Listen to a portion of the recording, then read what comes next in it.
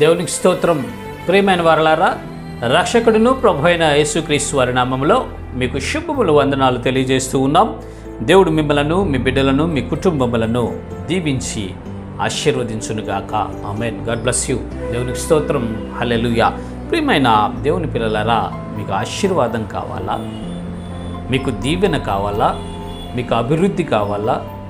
మీరు, మీ కుటుంబాలు, మీ బిడ్డలు ఆశీర్వాదంతో నింపబడి నిత్య సంతోషంతో మీరు ఉండాలనుకుంటున్నారా? అయితే మీరు ఖచ్చితంగా దేవుని వద్దకు రావాలి. ప్రియమైన ప్రజలారా, ఒక వ్యక్తిని ఆశీర్వదించేది, ఒక కుటుంబాన్ని దీవించేది, తన బిడ్డలను ఉన్నతమైన స్థితిలో ఉంచేది ఎవరంటే సర్వాన్ని సృష్టించినటువంటి దేవాది దేవుడే ఆశీర్వాదం ఇస్తాడు. అయితే ఆయన ఒక కండిషన్ పెడుతున్నాడు. ఆ కండిషన్కి మనము ఒప్పుకొని ఆ కండిషన్ ప్రకారం మనం నడుచుకోగలిగినట్లయితే నిత్య ఆశీర్వాదంతో మనము నింపబడతాము అని పరిశుద్ధ లేఖనాలు సెలవిస్తున్నాయి. చూద్దాము లేఖన భాగము, కీర్తనల గ్రంథము 5వ కీర్తన 12వ చరణములో ఈ రీతిగా రాయబడి ఉంటూ ఉన్నది. యెహోవా నీతిమంతులను ఆశీర్వదించువాడవు నీవే. దేవునికి స్తోత్రం. హల్లెలూయా. ఆశీర్వాదము కావాలి అంటే నీతిమంతులుగా మనం మార్చబడాలి. ఆశీర్వాదము కావాలి అంటే నీతిమంతులంగా మనం మార్చబడాలి. ఇక్కడ దేవుడిచ్చేటటువంటి ఆశీర్వాదము 2 రకాలుగా ఉంటుందండి. ఇటు భూ సంబంధంగా ఉంటుంది, చనిపోయిన తర్వాత పరలోకములు కూడా ఆ ఆశీర్వాదం కొనసాగించబడుతుంది.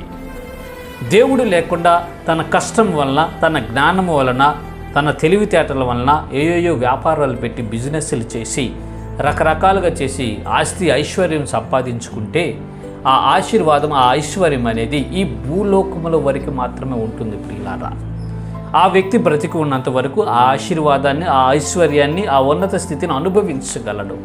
చనిపోతే అగ్నిగుండంలోకి దిగిపోతాడండి. ఇక్కడ విడిచిపెట్టి వెళ్ళిపోవాల్సిందే. అయితే ఇక్కడ దేవుడిచ్చేటటువంటి ఆశీర్వాదం ఏంటంటే భూలోకములోనూ మంచి స్థితిని అనుభవిస్తాము, చనిపోయిన తర్వాత కూడా పరలోకములో మన దేవుని దగ్గర ఉన్నతమైనటువంటి స్థానాన్ని మనం పొందుకుంటామండి. బంగారపు వీధులు, వజ్ర వైడూర్యాలతో కట్టబడినటువంటి గృహాలు, విలాసవంతమైనటువంటి విల్లాసు దేవుడు మనకు అక్కడ ఏర్పాటు చేయబోతున్నాడు. ఎప్పుడంటే నీతిమంతులుగా మనం మార్చబడ్డప్పుడు, నీతిమంతులుగా మనం మార్చబడ్డప్పుడు, నీతిమంతులుగా మనం మార్చబడ్డప్పుడు మాత్రమే ఈ ఆశీర్వాదాన్ని మనము పొందుకుంటామండి. అలాగా నీతిమంతులుగా తీర్చేది కూడా దేవుడేనండి. ఈ లోకంలో ఎవ్వరు నీతిమంతులు లేరు. అందరూ పాపము చేసి దేవుడు అనుగ్రహించు మహిమను పొందలేకపోతున్న వారి. అయితే యేసుక్రీస్తు ప్రభువారి యందు విశ్వాసం ఉంచుట వలన, నమ్మి బాప్తిస్మం పొందుట వలన, యేసయ్య రక్తము చేత మన పాపములను ఉతుకుకొని తెలుపు చేసుకునటం వలన మనమందరము ఉచితముగా నీతిమంతులుగా మార్చబడతాము. నీతిమంతులుగా మార్చబడిన మనము ఆ నీతిని ధరించుకొని యేసుక్రీస్తు చెప్పినటువంటి ఆ పరిశుద్ధ లేఖనాలు, దేవుడిచ్చినటువంటి వాక్యానుసారమైన జీవితాలు మనం కలిగి ఈ నీతిని మనము కొనసాగించుకున్నట్లయితే దేవుడు మనలను ఆశీర్వదిస్తాడు, దేవుడు మనలను దీవిస్తాడు, దేవుడు మనలను హెచ్చిస్తాడు, దేవుడు మనలను తలగా చేస్తాడండి. ఈ 2 రకాల ఆశీర్వాదాలతో మనల్ని నింపి తృప్తిపరుస్తాడు. కాబట్టి ప్రియమైన దేవుని పిల్లలారా, మీకు ఆశీర్వాదం కావాలంటే దేవుని వద్దకు రండి. 2 రకాల ఆశీర్వాదాలతో ఆయన నింపుతాడు.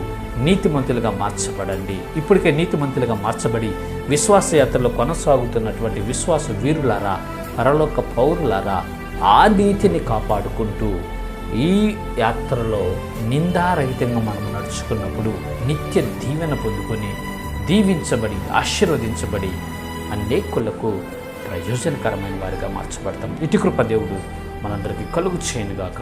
ఆమేన్. God bless you. దేవునికి స్తోత్రం. హల్లెలూయా. Praise the lord.